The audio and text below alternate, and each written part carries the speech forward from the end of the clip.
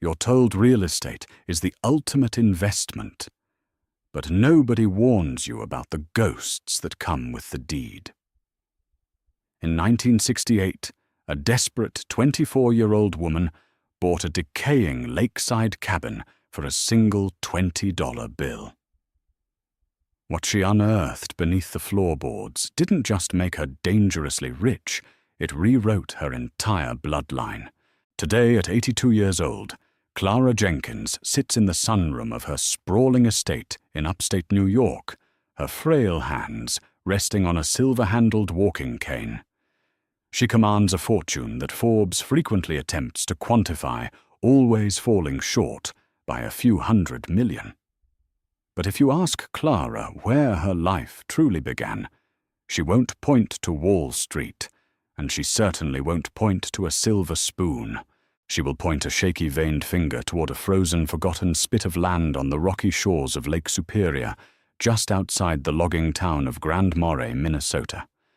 The year was 1968. Clara was 24, utterly alone, and running on fumes. Both her parents had died in a tragic factory fire in Chicago a year prior, leaving her with a mountain of inherited debt and a hollow chest full of grief. With creditors breathing down her neck, Clara had packed her life into a rusted 1959 Ford Fairlane and driven north until the engine finally seized on a gravel road by the lake. She had exactly $32.40 to her name. She was sleeping in the back seat, eating cold canned beans and shivering through the bitter October nights. Desperation makes people do irrational things. For Clara, that irrational thing happened on a gloomy Tuesday morning inside the Cook County Courthouse. She had gone inside just to use the heating, but down the hall, a property tax auction was taking place. Local loggers and land developers sat in wooden pews bidding hundreds of dollars for timber rights and commercial plots. Clara sat in the back, rubbing her freezing hands together, watching the proceedings with detached apathy. Then the auctioneer, a burly man named Sheriff Bill Donovan, cleared his throat and held up a faded, yellowed file.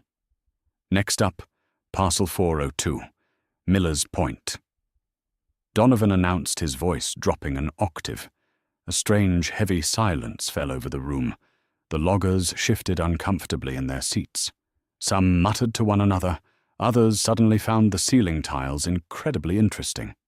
3 acres of lakefront and 1 existing structure. Starting bid is $50, Donovan called out. No one raised a paddle. All right, $30. Silence. The men in the room looked actively repulsed by the offering. $20. The sheriff sighed, looking exhausted. Do I hear $20 to clear this eyesore off the county's books?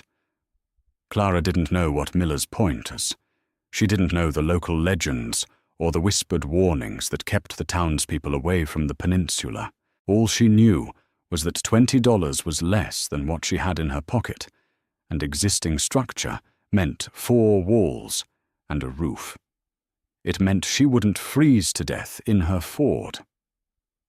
Before she could talk herself out of it, her hand shot up into the air. Sheriff Donovan stopped dead. He stared at the thin, shivering girl in the back row. "Miss, are you sure?" he asked, his voice laced with genuine concern. "You know whose property this was, right?" "I don't care," Clara said, her voice shaking but defiant. "I have $20. The gavel came down with a hollow thud. Sold. When Clara approached the clerk's desk to hand over her crumpled $20 bill, Sheriff Donovan pulled her aside. His weathered face was grim. "Listen to me, kid. That land belonged to Elias Caldwell. He was a bad man, a recluse. They hauled him off to the state asylum 10 years ago, screaming about people coming out of the water to steal his soul. The cabin has been rotting ever since. There's no power, no plumbing, and folks around here, well, they say the soil itself is poisoned. You can't live out there." "I don't have anywhere else to go," Clara replied, clutching the deed to her chest like a shield. When she finally hitched a ride out to Miller's Point that afternoon, Clara realized the sheriff hadn't been exaggerating. The property was a nightmare. The cabin sat at the very edge of a jagged cliff, dropping off into the churning, slate-grey waters of Lake Superior. The structure was practically collapsing in on itself, smothered by overgrown, sickly-looking pine trees that blocked out the sun. The windows were shattered, the roof was missing a third of its shingles, and the front door was hanging by a single rusted hinge. It looked less like a home and more like a decaying animal carcass left out in the woods. But as Clara stepped inside, crunching over broken glass and dead leaves, she felt a strange, inexplicable pull. The air inside the cabin was freezing, yet it felt heavy, almost expectant. The walls were lined with peeling wallpaper, and the floor was made of massive, uneven oak planks. In the corner sat a massive cast-iron wood stove. She spent her first week just trying to make the place survivable. She chopped dead wood, patched the broken windows with cardboard and duct tape, and scrubbed a decade of grime off the floor. The isolation was absolute. At night, the wind howling off Lake Superior sounded like human voices screaming in the dark. Clara was terrified, but she was also too exhausted to flee. The townspeople kept their distance. The only person who spoke to her was Beatrice, the elderly woman who ran the local diner in town. When Clara walked 3 miles into town to buy flour and matches with her remaining $12, Beatrice handed her a thermos of hot coffee on the house. "You be careful out there, girl," Beatrice whispered, glancing nervously out the diner window. Caldwell didn't go crazy from the isolation. He went crazy because of what he brought with him to that cabin.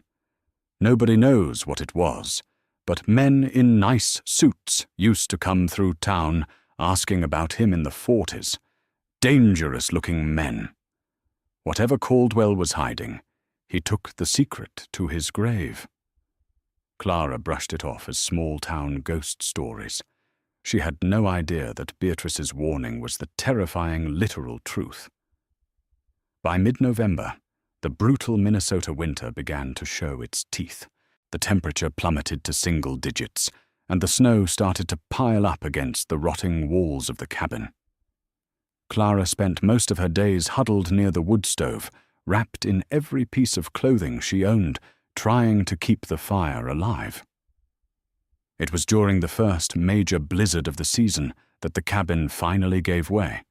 The wind was shrieking off the lake at 60 miles an hour, battering the structure. Around 2 a.m., a massive gust tore a section of the patched roof clean off. Freezing rain and snow immediately began pouring into the cabin, pooling on the oak floorboards near the center of the main room.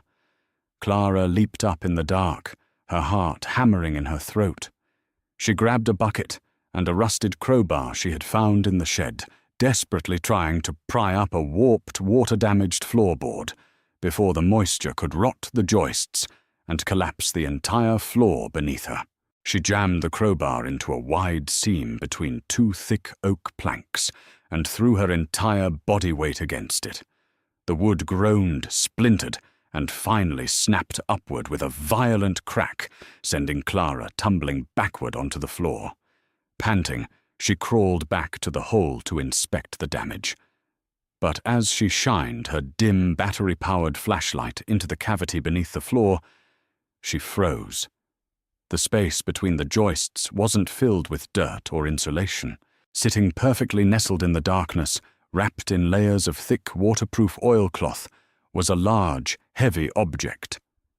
Clara's breath plumed in the freezing air. She reached down her fingers, brushing against the cold, stiff fabric.